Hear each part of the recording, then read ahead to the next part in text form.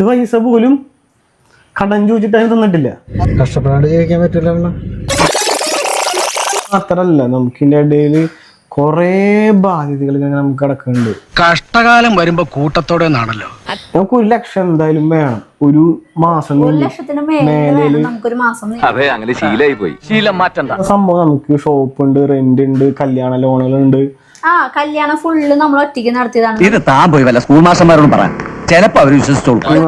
വയസ്സോടെ ഇനി അധ്വാനിച്ചു തുടങ്ങണതാണ്. ഈ കാർ അടക്കണൊക്കെ ഞാനും എന്റെ അധ്വാനത്തിൽ ഉണ്ടാക്കിയ കാറുകളൊക്കെ തന്നെയാണ്. പറഞ്ഞ് ഫലിപ്പിക്കാൻ എന്റെ അത്ര എക്സ്പെർട്ട് കേരളത്തിൽ വേറെ ആരുമില്ല.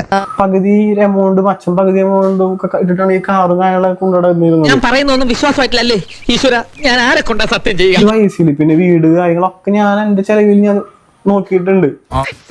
അതെ, തമാശയല്ല, കാര്യമായിട്ട് തന്നെ പറഞ്ഞതാ. നമ്മുടെ ലൈഫിലുള്ള ബുദ്ധിമുട്ട് നമുക്കറിയാലോ, നമ്മളെല്ലാം വന്ന് പറയില്ല. മനുഷ്യനുണ്ടായിരിക്കേണ്ട ഏറ്റവും വലിയ ഗുണം എന്താ പറയുക? അന്തസ്. അത് നിങ്ങൾക്കില്ല. ഇത്രയും രീതിയിൽ കാശിന് വേണ്ടിയിട്ട് കെഞ്ചിട്ടുണ്ട്. ഇവൻ ഇങ്ങനെ കണ്ണിച്ചോരയില്ലാത്ത വർത്താനം പറയാൻ ഞാൻ എന്ത് തെറ്റ് രാമേട്ട? 10 പൈസ പോലും കടം ചോദിച്ചിട്ട് തന്നിട്ടില്ല. ജോലി ആയിട്ട് ജീവിക്കാൻ പറ്റില്ല. അത് എവിടെയായാലും ജോലി ചെയ്യണം. നാട്ടിലായാലും ശരി, പുറത്തായാലും ശരി, എവിടെയായാലും.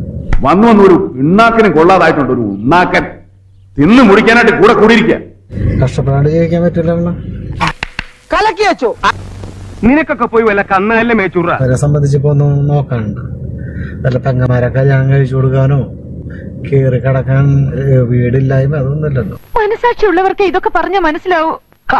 ഇല്ലടി, എന്റെ മനസ്സിന്റെ സ്ഥാനത്ത് മയിൽക്കുറ്റിയ ഞാനതൊക്കെ സഹിച്ചു. ശരിയാണ്, അങ്ങനൊക്കെ എന്തോരം പിള്ളേരുണ്ട്. പോയിട്ട് വീടുണ്ടാക്കി വരും, പറമ്പെടുത്ത് വരും. അല്ലേ ചന്ദ്രൻ? അവൻ വലിയ വെളിവേടും പറഞ്ഞതായിരിക്കും. അവന്റെ വെളിവേട് ഞാൻ മാറ്റും.